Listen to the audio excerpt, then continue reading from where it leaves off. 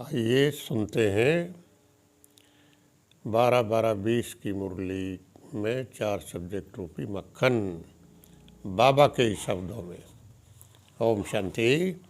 ज्ञान के सब्जेक्ट पर बाबा कह रहे हैं, बाबा इस समय हम बच्चों को ऐसे कर्म सिखलाते हैं जो फिर जन्म जन्मांतर कर्म अकर्म बन जाते हैं। सतयुग त्रेता। अब अच्छी रीति पुरुषार्थ कर कर्मातीत अर्थात कर्म करते भी कर्म बंधन से मुक्त बनना। बड़े बाबा कौन? शिव बाबा को डायरेक्शन हमें अभी ही मिलते हैं।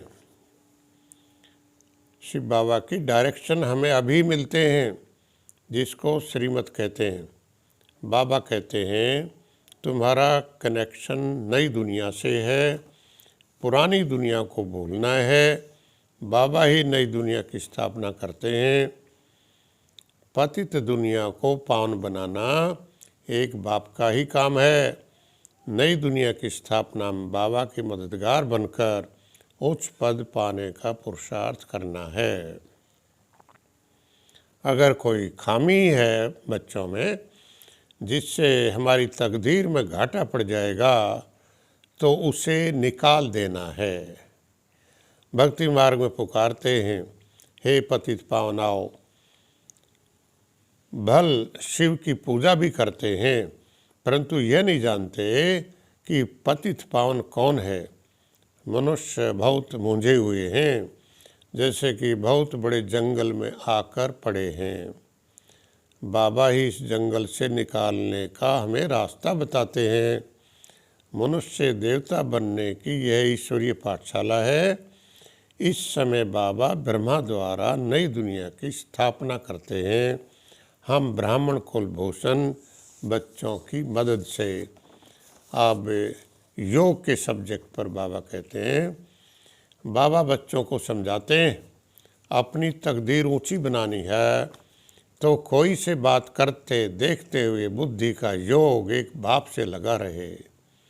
बाप पावन बनाने आए हैं तो फिर पतित नहीं बनना है। याद से ही तुम सतो प्रधान बनेंगे, ये भूलना नहीं है।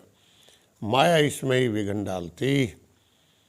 याद ऐसी पक्की होनी चाहिए जो पिछाड़ी में अर्थात मृत्यु के समय सिवाय एक बाप के और कोई भी याद न आए। अब तो वापस घर जाना है, समय बहुत थोड़ा है, इसलिए याद की यात्रा पक्की रहे। अब धारणा के सब्जेक्ट पर बाबा कहते हैं, अपनी उन्नति के लिए रूहानी सर्विस में तत्पर रहना है। जो भी ज्ञान रत्न मिले हैं उन्हें धारण करके दूसरों को कराना है। मनसा वाचा कर्मणा, कोई बुरा काम न हो इसकी जांच करनी है। ध्यान रखना है कि हमारे में कोई आसुरी गुण न हो। आपस में लून पानी नहीं बनना है। ट्रस्टी बनकर रहना है कि सब ये बाबा का है, करण करावनार बाबा है। बुद्धि की लाइन क्लियर रखनी। वरदान भी बाबा ने धारणा पर दिया। कहना, सोचना और करना, इन तीनों को समान बनाने वाले ज्ञानी तू आत्मा भाव।